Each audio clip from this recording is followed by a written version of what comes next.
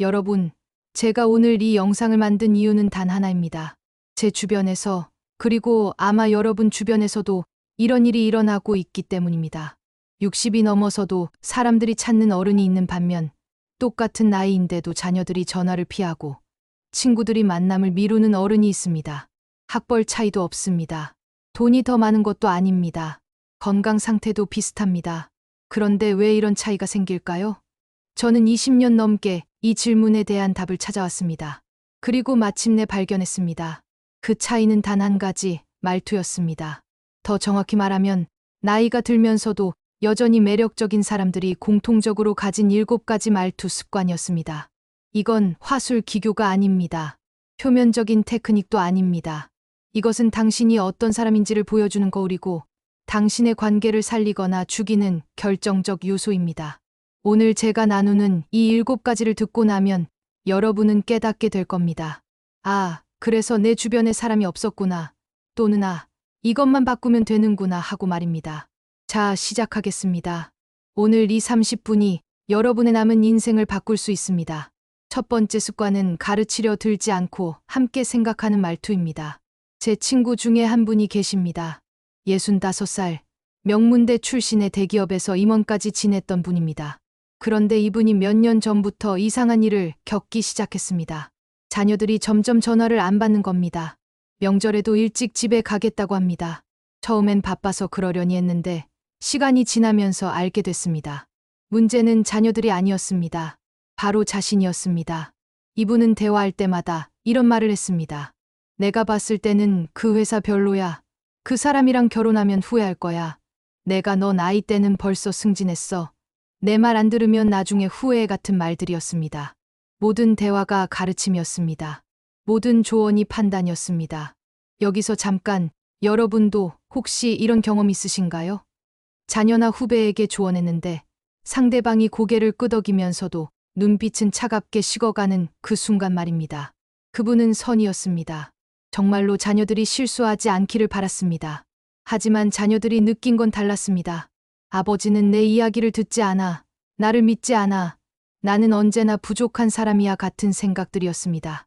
나이가 들면 우리는 자연스럽게 많은 것을 경험합니다. 그 경험이 쌓이면서 우리 안에 나는 안다는 확신이 생깁니다. 그리고 이 확신은 점점 내가 가르쳐줘야 한다는 욕구로 변합니다. 이게 문제의 시작입니다. 심리학에서는 이를 확증 편향이라고 부릅니다. 우리 뇌는 나이가 들수록 자신이 옳았던 경험만 강하게 기억하고 틀렸던 경험은 희미하게 만듭니다. 그래서 우리는 착각합니다.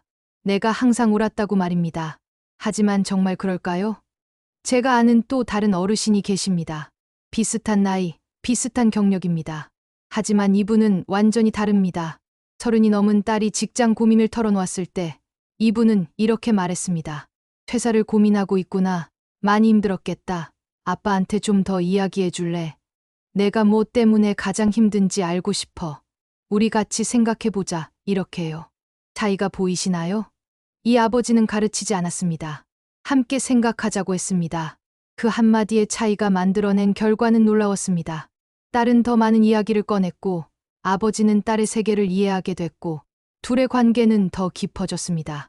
독일의 철학자 마르틴 부버는 인간관계를 2가지로 나눴습니다.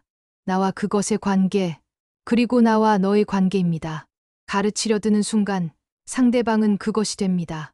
내가 다루고 판단하고 고쳐야 할 대상이 되는 겁니다. 하지만 함께 생각하는 순간 상대방은 너가 됩니다. 나와 동등한 존재, 함께 성장하는 동반자가 되는 겁니다. 그럼 어떻게 실천할까요? 아주 구체적으로 말씀드리겠습니다. 오늘 당장 누군가 당신에게 고민을 털어놓을 때 입을 열기 전에 3초만 참으세요. 그리고 이렇게 물어보세요. 내 생각은 어때? 이 문제를 내가 어떻게 보고 있어? 내가 어떻게 도와주면 좋을까 같은 질문들입니다. 이 3가지 질문은 마법 같은 힘이 있습니다. 상대방에게 주도권을 주고 그 사람의 생각을 존중하며 관계를 근본적으로 바꿉니다. 그리고 만약 정말로 당신의 경험을 나누고 싶다면 이렇게 말하세요. 내 경험으로는 이런 적이 있었는데 도움이 될지 모르겠네. 물론 내 상황은 다를 수 있으니까 내가 판단해봐. 이렇게요. 이 말투로 바꾸는 순간 당신은 간섭하는 어른에서 지혜로운 동반자가 됩니다. 두 번째 습관은 자신의 취약함을 솔직하게 드러내는 말투입니다. 이건 제가 가장 어려웠던 부분입니다. 저도 오랫동안 강한 어른이 되려고 했었거든요. 특히 우리 세대는 그렇게 배웠습니다. 약한 모습을 보이면 안 된다. 흔들리면 안 된다. 항상 답을 알고 있는 것처럼 행동해야 한다고 말입니다.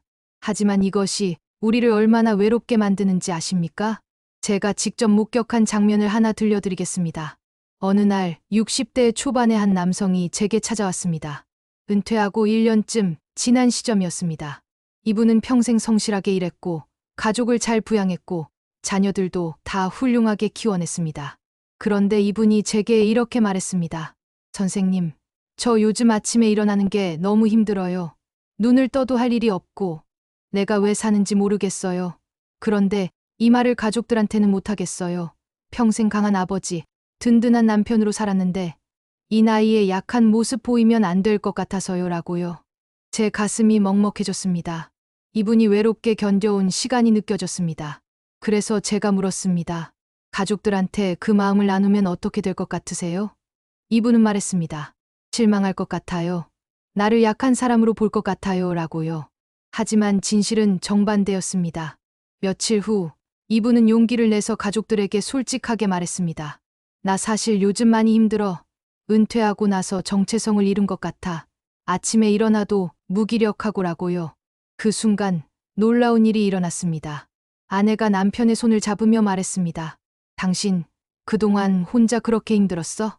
아들이 말했습니다. 아버지도 그런 감정을 느끼시는구나. 저는 아버지가 항상 강하신 줄만 알았어요. 이제야 아버지를 진짜 알게 된 것 같아요 라고요. 여러분, 한 가지만 물어볼게요. 혹시 여러분도 지금 이 순간 가족들 앞에서 강한 척하느라 지쳐있진 않으신가요? 이것이 취약함의 역설입니다.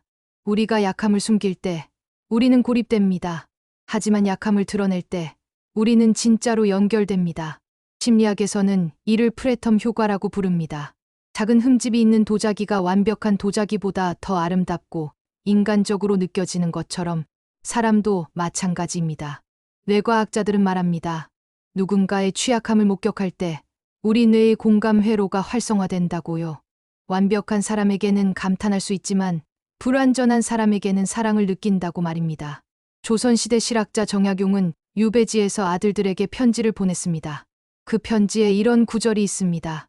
아버지도 완전하지 않다. 나도 실수하고 후회하고 두려워한다. 이것이 인간이다라고요. 정약용은 아버지로서, 학자로서 완벽한 모습만 보이지 않았습니다.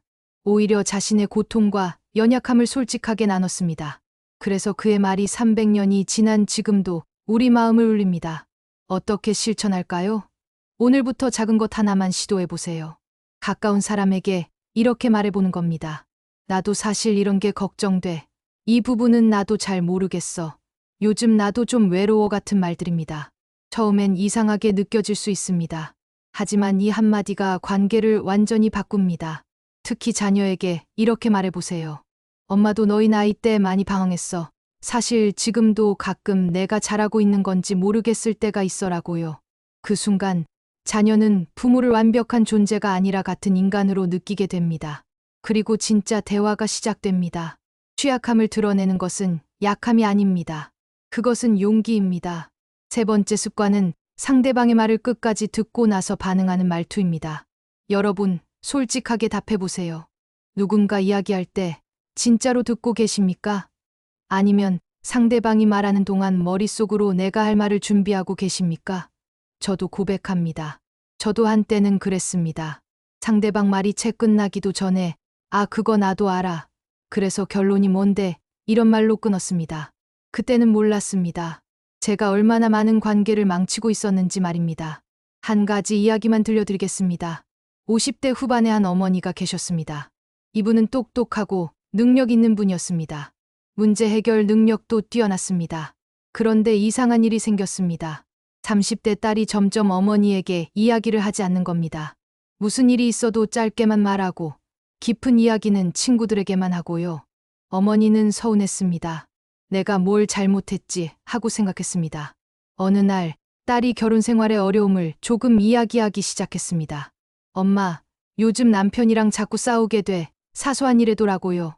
딸의 말이 3분을 넘기지 못했습니다. 어머니가 끼어들었습니다.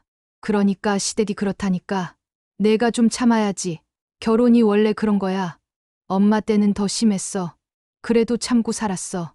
내가 너무 예민한 거 아니야 라고요. 딸은 더 이상 말하지 않았습니다. 그리고 그날 이후로 어머니에게 결혼 이야기를 꺼내지 않았습니다. 몇 달 후 제가 직접 들은 장면입니다. 딸이 폭발했습니다. 엄마, 나는 조언이 필요한 게 아니었어. 그냥 들어줬으면 좋겠어. 내가 얼마나 힘든지 그냥 알아줬으면 하는 거야. 근데 엄마는 내 말을 끝까지 들은 적이 한 번도 없어라고요. 그 순간의 어머니 표정을 저는 지금도 잊을 수가 없습니다. 그제야 깨달으셨던 겁니다. 자신이 평생 딸의 말을 진짜로 들어준 적이 없다는 것을요. 여러분도 경험 있으시죠? 내가 해결책을 주려고 했는데 상대방은 그저 들어주길 바랐던 그 순간들 말입니다. 이것은 비단 이 어머니만의 문제가 아닙니다. 나이가 들수록 우리는 듣기보다 말하기에 집중합니다. 심리학자들은 말합니다. 나이가 들면 시간 압박감이 생긴다고요. 이 사람이 하고 싶은 말이 뭔지 이미 알겠는데 왜 끝까지 들어야 하지 같은 생각을 하게 된다는 겁니다. 하지만 인간관계에서 효율성은 독입니다. 사람은 기계가 아닙니다. 사람은 해결책보다 이해받고 싶어 합니다. 어떻게 실천할까요? 제가 3초 룰을 알려드리겠습니다. 상대방의 말이 끝난 후 바로 대답하지 마세요. 3초간 침묵하세요. 그 3초 동안 상대방의 말을 되새기고 진짜 의미를 생각하세요. 그리고 나서 이렇게 반응하세요. 그러니까 내 말은 이런 뜻이구나 하고 요약해서 확인하세요. 이것만으로도 상대방은 아, 이 사람이 내 말을 진심으로 들었구나 라고 느낍니다. 그리고 조언 대신 질문으로 반응하세요. 그때 내 기분이 어땠어? 그래서 내가 어떻게 하고 싶어 같은 질문들입니다. 이런 질문은 상대방이 스스로 답을 찾도록 굽습니다. 네 번째 습관은 과거 자랑보다 현재 배움을 말하는 말투입니다. 여기서 잠깐만요. 이 이야기는 정말 중요합니다. 제가 아는 두 분의 어르신 이야기를 해드리겠습니다. 둘 다 60대 중반, 비슷한 경력, 비슷한 학력입니다. 하지만 한 분 주변에는 사람이 없고 다른 한 분 주변에는 사람이 넘칩니다. 무엇이 차이를 만들었을까요? 첫 번째 분은 모임만 나가면 과거 이야기를 했습니다. 내가 부장 시절에는 우리 팀이 그 프로젝트 성공시킬 때 나는 30대에 벌써 팀장이었어. 내가 너희 나이 때는 이미 집도 샀고 같은 이야기들이었습니다. 처음엔 사람들이 경청했습니다. 하지만 같은 이야기가 반복되면서 사람들은 지쳤습니다. 모임에 나오지 않기 시작했습니다. 이분은 외로웠습니다. 하지만 왜 사람들이 떠나는지 이해하지 못했습니다.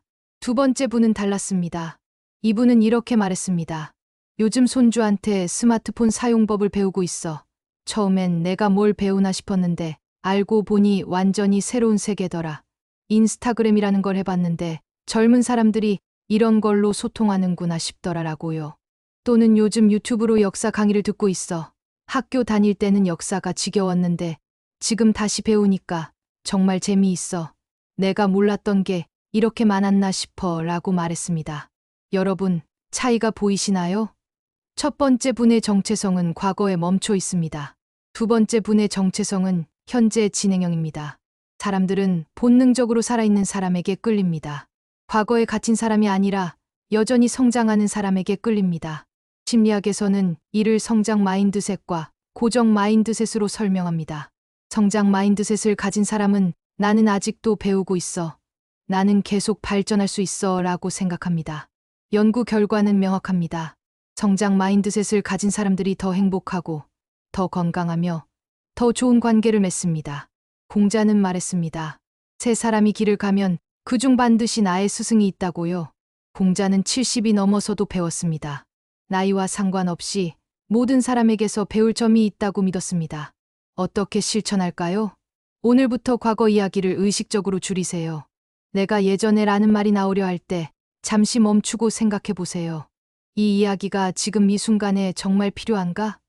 그리고 새로운 것을 배우세요. 무엇이든 좋습니다. 그 배움의 과정을 나누세요. 요즘 이런 걸 배우는데 처음엔 어려웠는데 재미가 붙어라고 말하는 순간 당신은 여전히 살아있는 사람이 됩니다. 다섯 번째 습관은 충고 대신 경험을 나누는 말투입니다. 이 이야기를 꼭 해드리고 싶습니다. 제가 직접 목격한 일이기 때문입니다. 50대 아버지와 20대 후반 아들의 이야기입니다. 아들이 안정적인 회사를 그만두고 창업을 하겠다고 했습니다. 아버지의 첫 반응은 이랬습니다. 안 돼. 너 지금 좋은 회사 다니는데 왜 그만둬? 창업은 10명 중 9명이 망해. 내가 주변에서 많이 봤어. 내 말 듣고 회사 다녀. 이건 내가 널 위해서 하는 말이야 라고요. 아버지는 진심이었습니다. 아들이 실패해서 고생하는 걸 보고 싶지 않았습니다. 하지만 아들은 아무 말도 하지 않았습니다. 속으로는 반발심이 생겼습니다. 아버지는 내 꿈을 이해 못해. 아버지는 항상 안전한 길만 가라고 해 같은 생각이었습니다. 그날 이후 아들은 아버지에게 자신의 진짜 계획을 말하지 않았습니다. 몰래 준비했습니다. 그리고 어느 날 갑자기 사표를 냈습니다. 아버지는 배신감을 느꼈습니다. 둘 사이에 깊은 골이 생겼습니다. 여러분도 이런 경험 있으시죠? 좋은 말을 했는데 오히려 관계가 멀어지는 그 순간 말입니다. 하지만 만약 아버지가 이렇게 말했다면 어땠을까요? 창업을 하고 싶구나. 내가 그런 꿈이 있는 줄 몰랐네. 아빠도 사실 젊었을 때 한번 사업을 해볼까 생각한 적이 있어. 하지만 결국 안 했어. 그때는 가족을 책임져야 한다는 부담감이 컸고 실패가 두려웠거든. 지금 생각하면 그때 도전해볼 걸 하는 아쉬움도 솔직히 있어. 물론 안 했기 때문에 안정적으로 너희를 키울 수 있었던 것도 사실이고. 창업은 분명 쉽지 않을 거야. 내가 정말 하고 싶다면 아빠는 응원할게. 다만 충분히 준비하고 최악의 상황도 대비해두면 좋겠어. 이렇게 말했다면요. 이 두 가지 말투의 차이 느껴지시나요? 첫 번째는 충고입니다. 너는 이렇게 해야 해 라는 메시지입니다. 두 번째는 경험의 나눔입니다. 나는 이런 경험을 했어. 내가 참고하면 좋겠어 라는 메시지입니다. 충고는 위계를 만듭니다. 충고하는 사람은 위에, 듣는 사람은 아래에 놓입니다. 경험의 나눔은 수평입니다. 우리는 동등한 인간으로서 서로의 이야기를 나눕니다. 심리학에서는 이를 심리적 저항으로 설명합니다. 사람은 누군가 무언가를 강요할 때 설령 그것이 옳다 해도 반대로 하고 싶은 욕구를 느낍니다. 아들러는 이를 과제 분리라고 불렀습니다. 아들의 진로는 아들의 과제입니다. 아버지의 과제가 아닙니다. 어떻게 실천할까요? 주어를 바꾸세요. 너는 이렇게 해야 해 대신 나는 예전에 이렇게 했어 라고 말하세요. 주어를 너에서 나로 바꾸는 것만으로도 큰 차이가 납니다. 그리고 경험을 나눈 후에는 반드시 이렇게 덧붙이세요. 물론 내 상황은 다를 수 있으니까 내가 판단해봐. 이건 그냥 내 경험이고 정답은 아니야 라고요. 이런 말은 상대방에게 자율성을 돌려줍니다. 여섯 번째 습관은 불평보다 감사를 표현하는 말투입니다. 한 가지만 여쭤볼게요. 오늘 하루를 돌아보세요. 불평을 몇 번이나 하셨나요? 요즘 젊은 사람들은 세상이 점점 이상해져. 옛날이 좋았지. 몸이 여기저기 아파 같은 말들 말입니다. 우리는 이런 말들을 습관적으로 하게 됩니다. 나이가 들수록 우리 뇌는 긍정적인 것보다 부정적인 것에 더 민감하게 반응합니다. 이것은 생존 본능과 관련이 있습니다. 하지만 현대 사회에서 이 본능은 불필요한 걱정과 불평으로 이어집니다. 문제는 불평이 많은 사람 주변에는 사람들이 모이지 않는다는 점입니다. 처음엔 공감해주고 들어주지만 계속되는 불평은 주변 사람들의 에너지를 소진시킵니다. 제가 아는 두 분의 70대 여성 이야기를 해드리겠습니다. 같은 아파트 단지에 살고 비슷한 건강 상태를 가지고 있었습니다. 하지만 한 분은 만날 때마다 불평이 많았습니다. 요즘 관리비가 왜 이렇게 올랐는지 모르겠어. 우리 딸은 전화도 잘 안 해. 요즘 TV 프로그램들은 볼 게 하나도 없어 같은 말들이었습니다. 다른 한 분은 달랐습니다. 비슷한 상황에서도 이렇게 말했습니다. 관리비가 올랐지만 그래도 이렇게 좋은 곳에서 살 수 있어서 감사해요. 딸이 바쁘긴 하지만 그래도 가끔 영상통화로 손주 얼굴 보여주니까 좋아요. 요즘 유튜브에서 좋은 콘텐츠를 많이 발견했어요. 나이가 들어서 불편한 것도 있지만 그래도 건강하게 걸을 수 있다는 게 얼마나 감사한지 몰라요 라고요. 여러분, 두 분 중 누구 주변의 사람들이 더 모일까요? 당연히 후자입니다. 전자와 시간을 보내면 기분이 가라앉지만 후자와 시간을 보내면 기분이 좋아집니다. 로마의 철학자 마르쿠스 아우렐리우스는 말했습니다. 행복은 당신에게 일어나는 일이 아니라 그 일을 어떻게 해석하느냐에 달려 있다고요. 같은 상황도 불평의 관점에서 볼 수도 있고 감사의 관점에서 볼 수도 있습니다. 어떻게 실천할까요? 하루에 3가지 감사한 것을 찾아보세요. 아침에 일어나서 또는 잠들기 전에 오늘 나에게 감사한 일 3가지는 뭐지 하고 자문해 보세요. 큰 것이 아니어도 됩니다. 오늘 날씨가 좋았다. 맛있는 식사를 했다. 친구에게서 전화가 왔다 같은 작은 것들도 충분합니다. 그리고 감사를 말로 표현하는 연습을 하세요. 배우자에게 오늘 식사 맛있었어. 고마워. 자녀에게 전화해줘서 고마워. 내 목소리 들으니까 좋네 같은 말을 의식적으로 해보세요. 7번째 습관은 판단 대신 호기심을 담은 말투입니다. 마지막 습관입니다. 이것은 어쩌면 가장 어렵지만 가장 중요한 습관일지도 모릅니다. 바로 판단하지 않는 말투입니다. 나이가 들면 우리는 많은 것을 경험하고 많은 사람을 만나고 많은 상황을 겪습니다. 이 경험들은 우리에게 일종의 판단 기준을 만들어줍니다. 우리는 사람을 빠르게 판단하고 상황을 빠르게 평가하고 옳고 그름을 빠르게 구분합니다. 이것은 어떤 면에서는 지혜입니다. 하지만 다른 면에서는 편견이 될 수 있습니다. 문제는 우리의 판단을 너무 쉽게 말로 표현한다는 점입니다. 저 사람은 믿을 수 없어. 그렇게 하면 안 돼. 그건 잘못된 생각이야. 요즘 젊은 사람들은 버릇이 없어 같은 판단의 언어들입니다. 이런 말투는 대화를 막습니다. 상대방은 방어적이 되고 더 이상 자신의 생각을 나누려 하지 않습니다.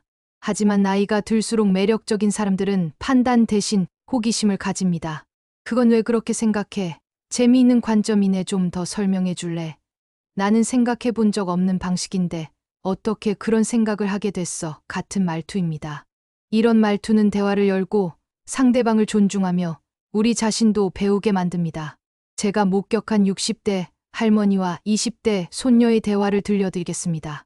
손녀가 말했습니다. 할머니, 저 결혼 안 할 거예요. 혼자 사는 게 더 자유롭고 행복할 것 같아요. 라고요.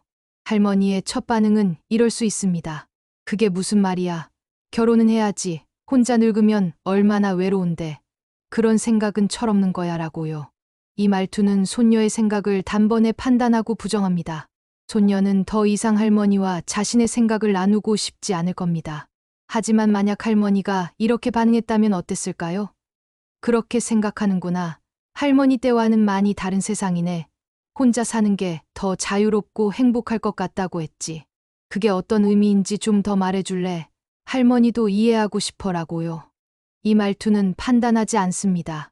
대신 호기심을 가지고 이해하려 합니다. 소크라테스는 결코 자신의 생각을 강요하지 않았습니다. 그의 유명한 말이 있습니다.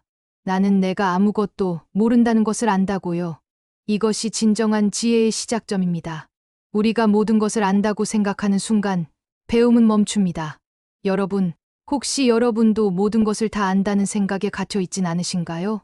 어떻게 실천할까요?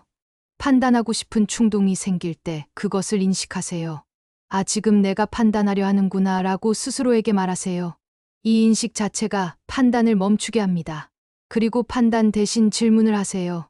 그건 왜 그렇게 생각해? 그게 너에게 어떤 의미야? 같은 질문은 상대방의 생각을 더 깊이 이해하게 만들고 대화를 풍성하게 합니다. 자, 이제 마무리할 시간입니다. 오늘 우리는 함께 나이가 들수록 매력적인 사람들이 가진 7가지 말투 습관을 살펴봤습니다.